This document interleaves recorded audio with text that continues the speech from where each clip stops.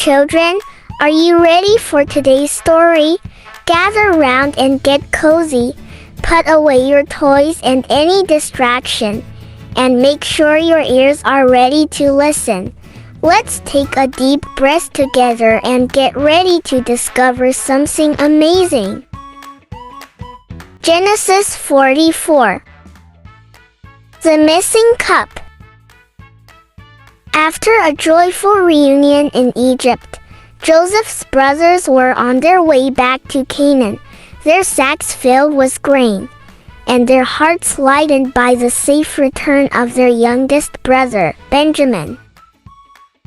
But Joseph, still unrecognized by his brothers, had one final test to see if they had truly changed.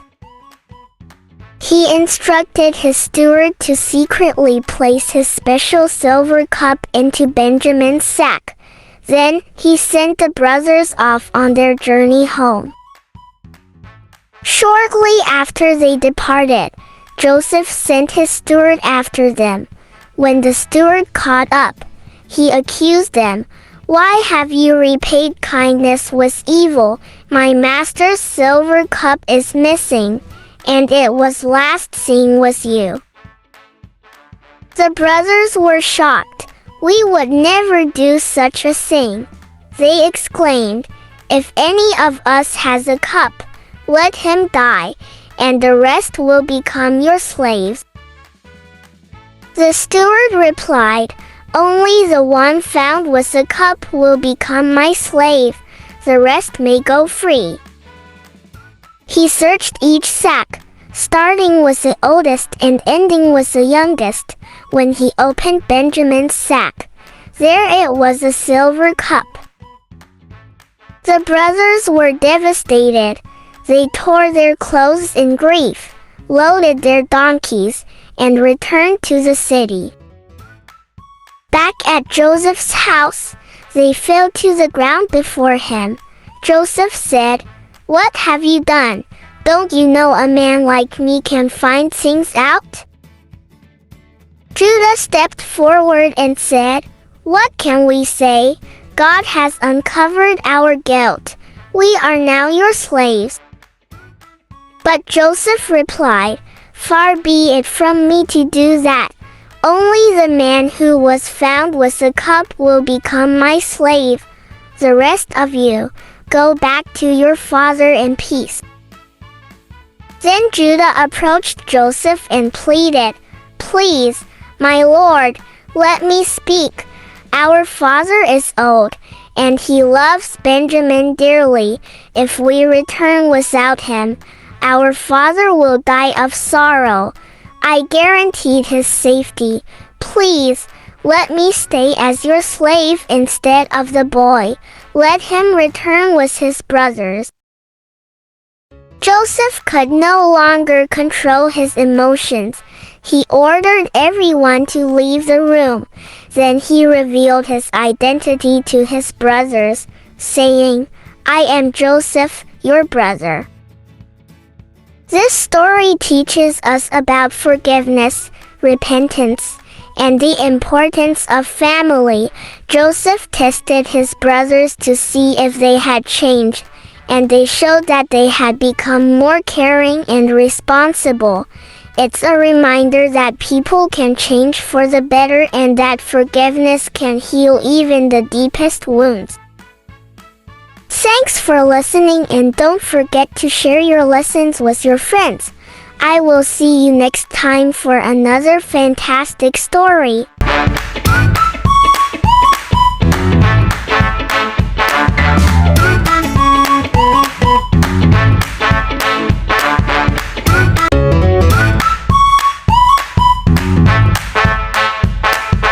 Okay, children, are you ready for today's story? Gather round and get cozy. Put away your toys and any distraction, and make sure your ears are ready to listen. Let's take a deep breath together and get ready to discover something amazing. Genesis 45 and 46. A joyful family reunion.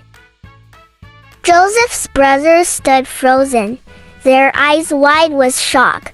The powerful Egyptian governor before them was none other than Joseph, the brother they had betrayed and sold into slavery years ago. Fear gripped their hearts as they anticipated his wrath. But Joseph's eyes softened with compassion. "Come closer," he beckoned. As they approached, he embraced each of them warmly, starting with his youngest brother, Benjamin. "Don't be distressed or angry with yourselves for selling me here," Joseph said gently. "God sent me ahead of you to preserve life." He explained how the famine would continue for 5 more years and urged them to return quickly to Canaan. "Bring our father and your families back here. I will provide for you in the land of Goshen, where there's good pasture for your flocks." The brothers, now filled with relief and joy, shared laughter and stories, their earlier fears melting away. News of this heartfelt reunion spread rapidly, reaching Pharaoh himself. Pleased, Pharaoh offered Joseph's family the best of Egypt's land.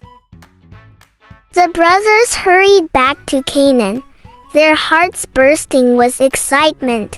"Joseph is alive," they exclaimed to their father, Jacob. "He's the ruler of all Egypt."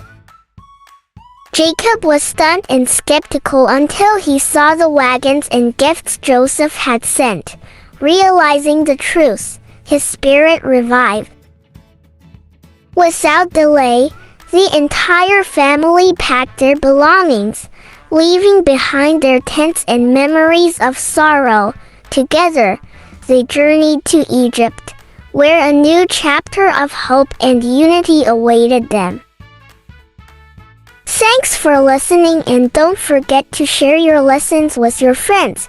I will see you next time for another fantastic story.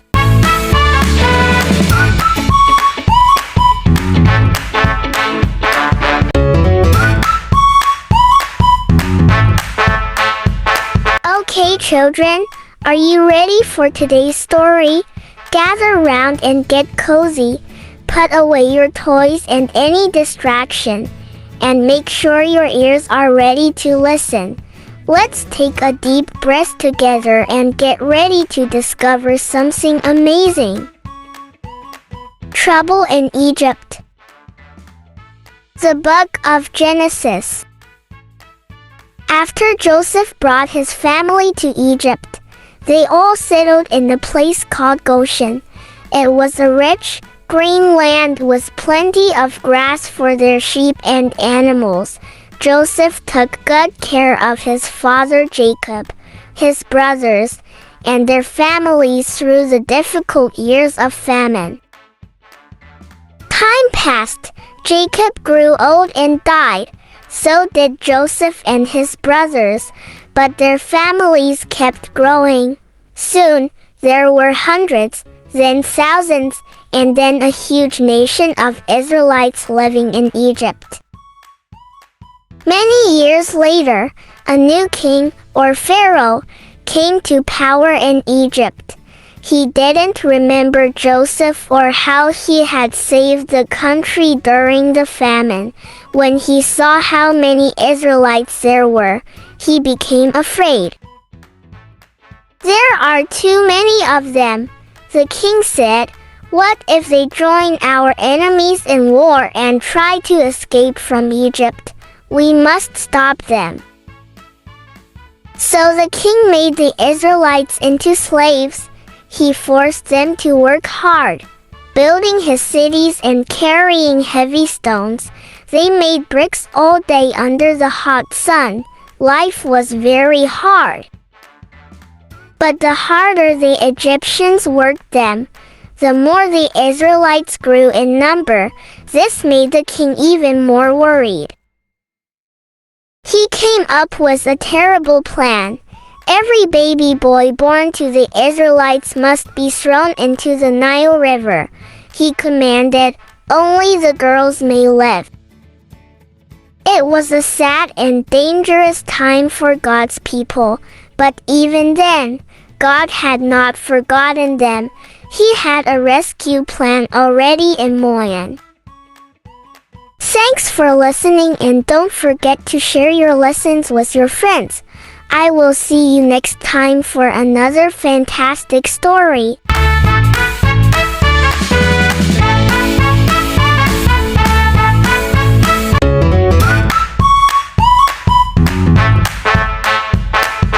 Okay, children, are you ready for today's story? Gather round and get cozy. Put away your toys and any distraction, and make sure your ears are ready to listen. Let's take a deep breath together and get ready to discover something amazing. The baby who lived. Exodus 2. A long time ago in Egypt, a mean king called Pharaoh made a terrible rule. Every baby boy born to the Israelites must be thrown into the river. But one brave mommy, Jochebed, had a beautiful baby boy. She looked at him and said, I can't let anything happen to you. God will help us. She hid him for as long as she could, but babies grow fast and loud. Soon, she had a new plan. She made a little basket boat out of reeds and made it waterproof with tar. Carefully, she placed her baby inside and set the basket in the tall grass at the edge of the river Nile. Watch him for me, she told her daughter, Miriam. Miriam hid nearby and kept her eyes on the floating basket. Then something amazing happened. A princess, Pharaoh's own daughter, came to take a bath in the river. She saw the basket, opened it, and gasped. A baby, she said, as a little boy began to cry. He must be an Israelite. But instead of being angry, she felt sorry for him. Just then, brave Miriam stepped forward and said, Would you like me to find someone to take care of the baby for you? Yes, please, said the princess. So Miriam ran home and brought their mother. The princess smiled at Jochebed. Take care of this baby for me, and I'll even pay you, she said. Later, the princess adopted the baby and named him Moses, which means drawn out of the water. And so, Moses grew up safe and strong because his family trusted God and God had a special plan for him. The story of baby Moses teaches that God protects and has a plan for each of us, even in hard times. Jochebed showed great faith and courage, trusting God to keep her child safe. Miriam proved that even children can play important roles when they are brave. The kindness of the Egyptian princess shows how compassion can change lives. Altogether, it reminds us that no matter our age or situation, we can be part of God's big plan. Thanks for listening, and don't forget to share your lessons with your friends. I will see you next time for another fantastic story.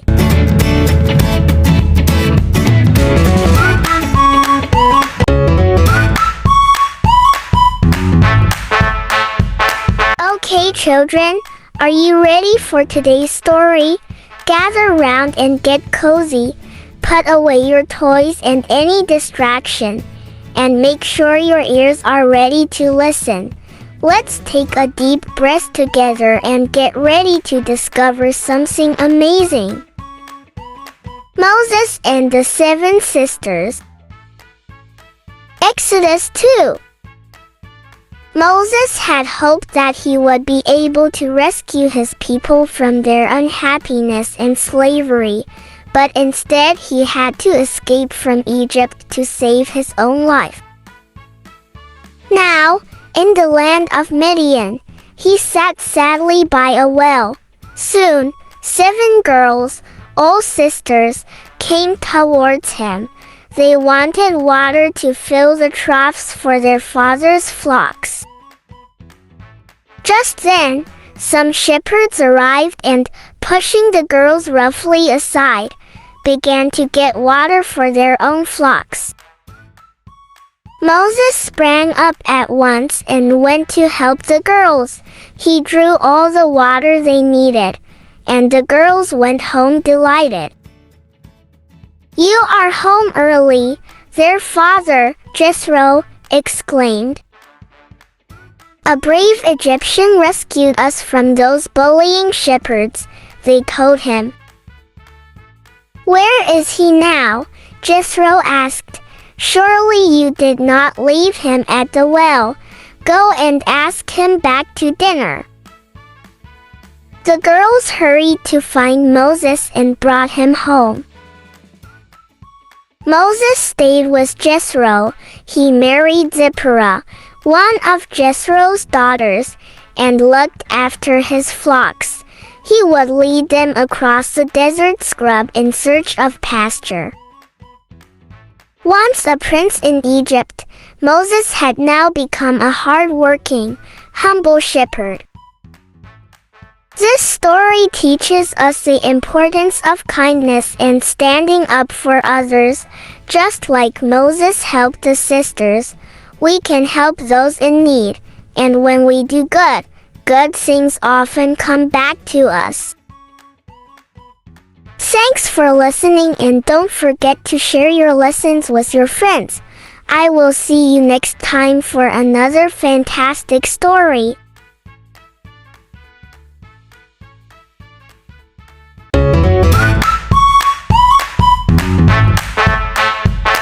Okay, children, are you ready for today's story? Gather round and get cozy. Put away your toys and any distraction, and make sure your ears are ready to listen. Let's take a deep breath together and get ready to discover something amazing. God speaks to Moses. Exodus 3 and 4. The burning bush. Moses had been living in the land of Midian for many years, taking care of sheep for his father-in-law, Jethro. One day, while leading the flock near Mount Sinai, he noticed something strange. A bush was on fire, but it wasn't burning up. Curious, Moses went closer to see this unusual sight. As he approached, a voice called out from the bush, "Moses, Moses." Moses replied, "Here I am." The voice said, "Do not come any closer. Take off your sandals, for the place where you are standing is holy ground." Moses realized he was in the presence of God. God told Moses that he had seen the suffering of his people in Egypt and had heard their cries for help. He wanted to rescue them from slavery and bring them to a good land. God said, "I am sending you to Pharaoh to bring my people, the Israelites, out of Egypt." Moses was surprised and said, "Who am I to do this?" God assured him, "I will be with you." Still, Moses was concerned and asked, "What if they ask me your name?" God replied, "I am WHOIAM. Tell them, I am has sent me to you." Even with these assurances, Moses worried about speaking to the people, so God said that Moses' brother, Aaron, could speak for him. God also gave Moses signs to show the people, like turning his staff into a snake. Trusting God, Moses returned to Egypt with his family, ready to lead the Israelites out of slavery. This story teaches us that God can use anyone to do important work, even if they feel unsure or afraid. When we trust God and listen to Him, He will guide us and help us do what is right. Thanks for listening, and don't forget to share your lessons with your friends. I will see you next time for another fantastic story.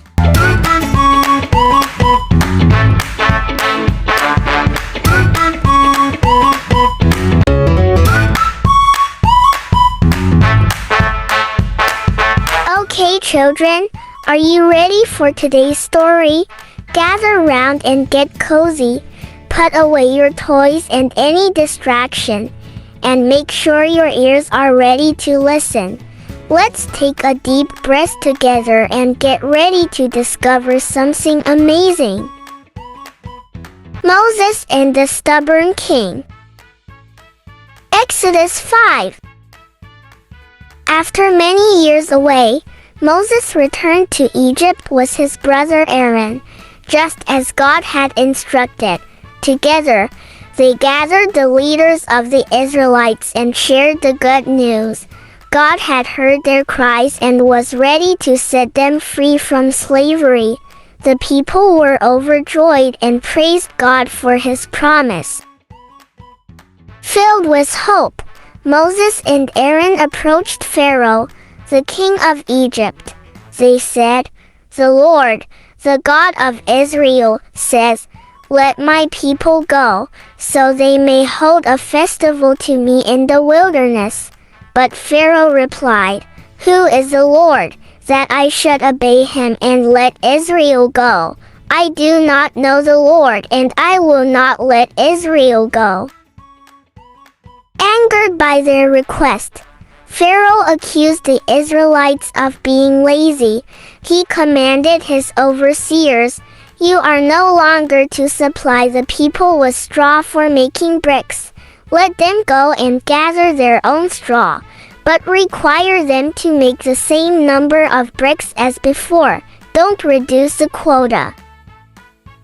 The Israelites were forced to work even harder, gathering straw themselves while still meeting their daily brick quotas.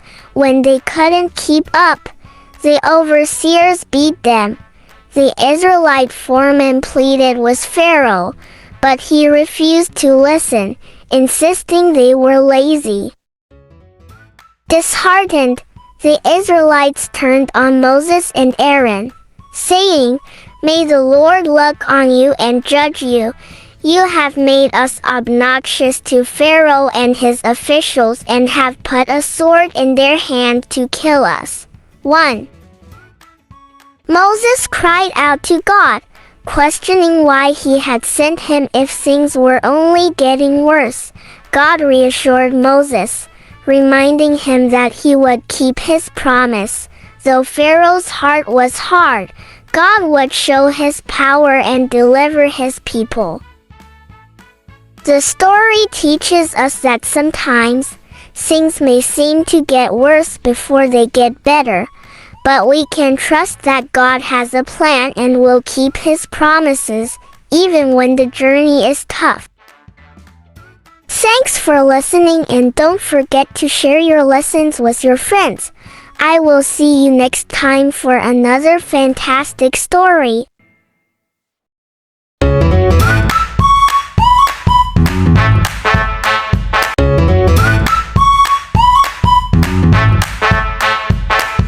Okay, children, are you ready for today's story? Gather round and get cozy. Put away your toys and any distraction, and make sure your ears are ready to listen. Let's take a deep breath together and get ready to discover something amazing. The signs. Exodus 8. Frogs, flies, and hail. God had promised Moses that he would do many terrifying things to make the king, and the people of Israel too, understand that he was able to save his people. Moses and Aaron went back to the king and warned him that if he did not obey God and set free his people, all kinds of misfortunes would come to Egypt. But the king simply laughed and refused to pay any attention. God kept his promise and 9 terrible disasters struck Egypt, all at God's command.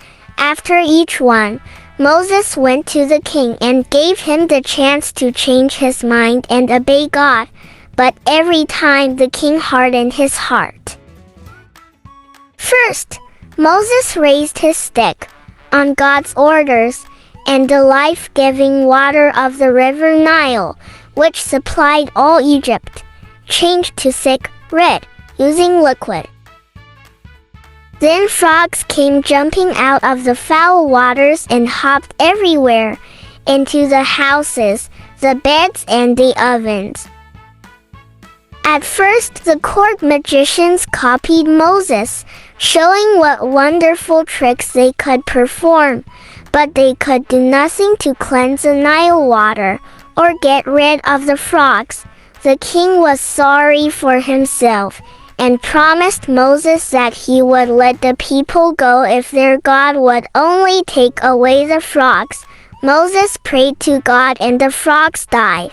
But the moment the trouble was over, the king changed his mind again and said no to Moses and to God. Then God sent stinging, whining gnats and buzzing flies. Each time, the king promised Moses that if God took away the plague, he would let the people go. Each time, Moses listened to the king, and each time, the king changed his mind once the disaster was over and refused to let the Israelites go. Cows, horses, and donkeys died from disease, and the people themselves broke out in painful, red, swelling boils, but still the king said, no. A storm broke and huge hailstones rained down like bullets, but still the king said, no.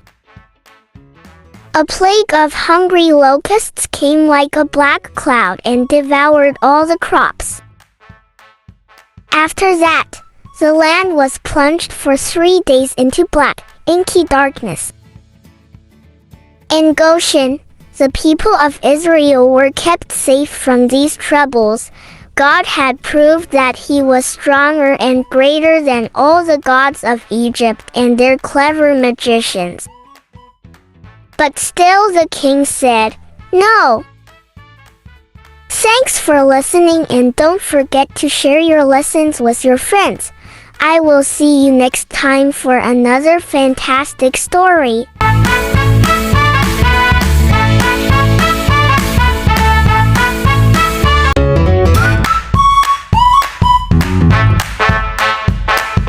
Okay, children, are you ready for today's story?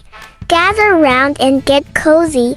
Put away your toys and any distraction, and make sure your ears are ready to listen. Let's take a deep breath together and get ready to discover something amazing. The last punishment. Exodus 11. After many warnings and 9 terrible disasters, Pharaoh still refused to let the Israelites go. God told Moses that one final, dreadful punishment would make Pharaoh change his mind.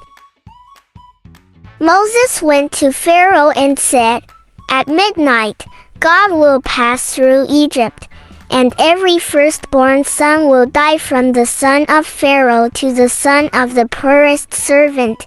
Even the firstborn animals will die, but the Israelites will be safe. Pharaoh was angry and still said, no. God instructed Moses to tell the Israelites to prepare.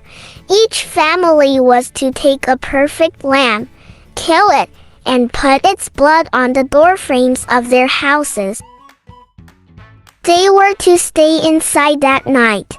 When God saw the blood, he would pass over their homes, and no one inside would be harmed. At midnight, a great cry rose throughout Egypt. In every Egyptian home, someone had died, but the Israelites were safe. Pharaoh called Moses and Aaron and said, "Go, leave Egypt with all your people." The Israelites quickly gathered their things and left Egypt. God had kept his promise and rescued his people. The story teaches us that God is powerful and keeps his promises. He protected the Israelites because they trusted and obeyed him. We can trust God to take care of us too. Thanks for listening, and don't forget to share your lessons with your friends.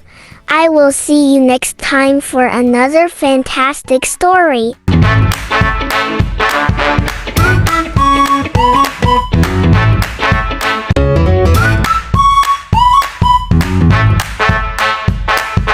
Okay, children, are you ready for today's story?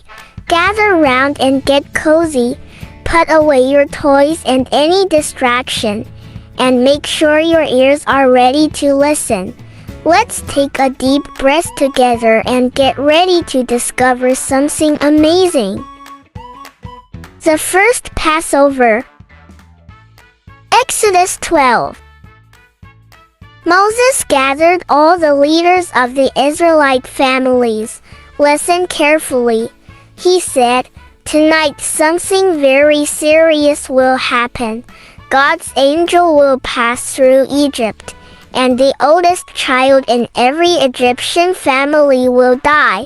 But God has made a way to keep his people safe if you do exactly what he says."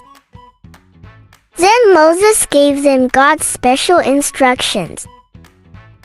Each family must choose a healthy young lamb or baby goat, one with no bruises or broken bones. The father is to carefully kill the animal, and then take some of its blood and paint it on the sides and top of the door to their house. Next, the mother will cook the meat for a special meal. Everyone in the family must stay inside the house all night. They must not leave for any reason. When God sees the blood on your doors, he will pass over your house. You'll be safe because you obeyed him. Moses added, "In years to come, when your children ask why you do this, tell them it's called Passover. It reminds us how God protected our people and saved us when trouble came to Egypt." That night, every Israelite family obeyed, and from then on, year after year, they celebrated the Passover to remember how God kept them safe on that unforgettable night. Thanks for listening, and don't forget to share your lessons with your friends. I will see you next time for another fantastic story.